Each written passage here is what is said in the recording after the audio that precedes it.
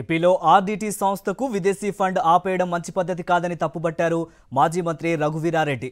ప్రభుత్వంలో సమాంతరంగా పేద ప్రజలకు సామాజిక సేవలందించే ఆర్డీటీ సంస్థకు విదేశాల నుండి వచ్చే ఫండ్స్ ను కేంద్ర ప్రభుత్వం ఆపివేయడం దురదృష్టకరమని ఆయన అన్నారు. ఆర్డీటీకి విదేశీ నిధులు అందకుండా విధించిన ఆంక్షలను కేంద్ర ప్రభుత్వం వెంటనే తొలగించాలని కోరారు రఘువీరారెడ్డి.